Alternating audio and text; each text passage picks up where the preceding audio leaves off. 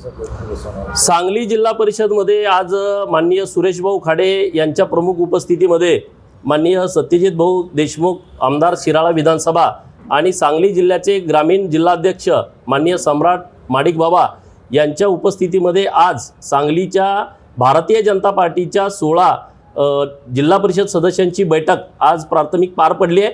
या बैठकीमध्ये गटनेता ठरवण्याचं होतं तर ते आज ठरलेलं आहे। माननीय आशिष जयवंत जाधव मिरज विधानसभा मतदारसंघातील भोसे जिल्हा परिषद गटातून निवडून आलेले आहेत, वेल एज्युकेटेड आहेत, इंजिनियर आहेत। त्यांची निवड गटनेता म्हणून आज केलेली आहे। आज आम्ही गट फॉर्मेशन करून कलेक्टर साहेबांच्याकडे घेतोय।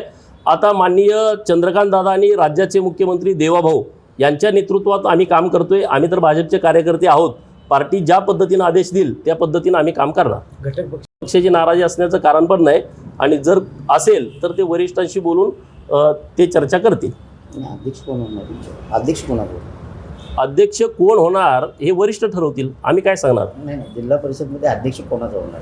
जिल्हा परिषदमध्ये आत्ता जर गणित बघितलं तर महायुतीचं बहुमत आहे। महायुतीकडे 31 जागा आहेत, परंतु शेवटी निर्णय हा त्या पार्टीचे प्रमुख लोक घेतील। माननीय देवाभाऊ, माननीय एकनाथ शिंदे साहेब, माननीय पवारताई उपमुख्यमंत्री आणि आमच्या जिल्ह्याचे पालकमंत्री चंद्रकांत दादा हे निर्णय घेतील। भारतीय जनता पार्टी ही सातत्यानं काम करणारी पार्टी आहे। संघर्ष करणं हे भारतीय जनता पार्टीला नवीन नाही आहे। त्यामुळे सत्तेत असलं काय आणि सत्तेत नसलं काय भारतीय जनता पार्टीला कधी फरक पडत नाही, कारण आमचा अजेंडा हा लोकांच्यासाठीचा आहे।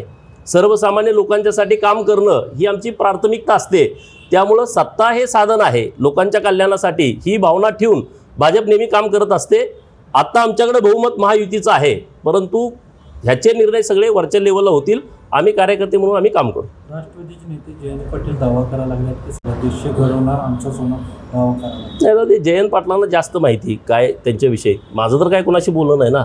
जयंत पाटील यावरती अधिकृतपणे सांगू शकतील त्यांच्या कोणाशी बोलणं झालंय काय झालंय, पण मी भाजपचा कार्यकर्ता आहे, मी काही प्रक्रियेतला मेन माणूस नाही। पार्टीचे आमचे नेते चंद्रकांत दादा आणि देवाभाऊ ठरवतील, त्यासोबत आम्ही आहोत। आमची काही कुठली हरकत नाही त्याबद्दल। जयंत पाटलांनी सांगितलं की चंद्रकांत दादा माझे मोठे हितचिंतक आहेत आणि हात जोडून त्यांनी सांगितलं। पण दादांनी पण हात जोडलेच नका। चला।